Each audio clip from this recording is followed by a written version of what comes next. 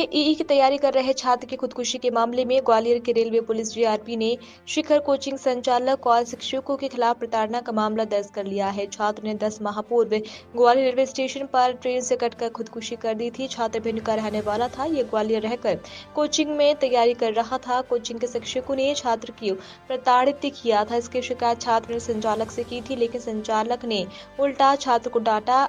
जब वह अगले दिन कोचिंग पर आया तो फिर उसे बेइज्जत किया गया। इसके बाद छात्र ने 10 अगस्त 2023 को ग्वालियर रेलवे स्टेशन पर ट्रेन से कटकर खुदकुशी कर ली। शिखर कोचिंग के नाबालिग छात्र का 10 अगस्त 2023 को रेलवे स्टेशन के पास रेलवे ट्रैक पर शव मिला था। छात्र ने पिता प्रताप सिंह जादव ने बेटे की मौत के बाद उसे न्याय दिलाने के लिए निरंतर संघर्ष किया। भोपाल में रेलवे एसपी मृगाक्षी डेका को शिकायत मिली थी। शिकायत ने बताया कि उनका बेटे को शिक्षक विवेक शर्मा फिजिक्स, धर्मेंद्र कुर्मी केमिस्ट्री द्वारा प्रताड़ित किया जाता था। बेटे ने शिखर कोचिंग के संचालक कमलेश कुर्मी से शिकायत की थी। उन्होंने कुछ नहीं किया, लेकिन ये बात बेटे ने मां को बताई थी। व्यथित होकर छात्र ने ट्रेन से कटकर खुदकुशी की।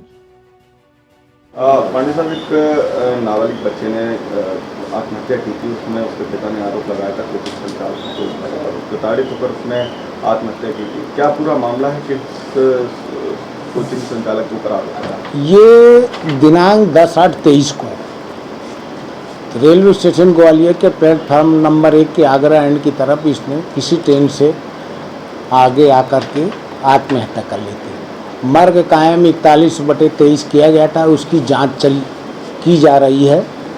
उस पर से क्या हुआ, पिता द्वारा ये आरोप लगाया गया कि मेरे बेटे को मैंने शिखर कोचिंग में आईआईटी की कोचिंग के लिए 1,20,000 फीस जमा करके कोचिंग के लिए तैयारी के लिए जाता था।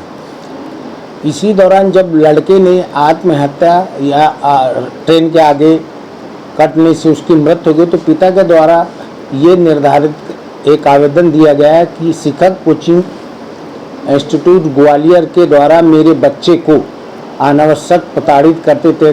कुर्सी के टेबल के ऊपर खड़ा कर देते थे और कहते थे कि आप आईआईटी फेस नहीं कर पाओगे, तुम्हारी रेटिंग नीचे जा रही है।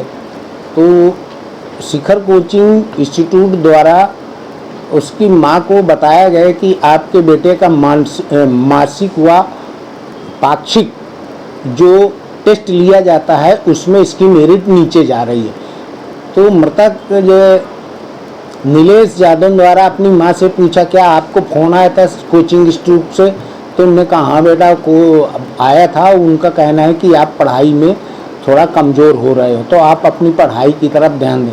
शिखर कोचिंग वालों के स्टेटमेंट लिए गए। उन्होंने बताया कि लड़का पढ़ाई में कमज़ोर था और वो कभी कभी क्लास से बंक भी मार देता था। इसी आधार पर जांच चलती रही।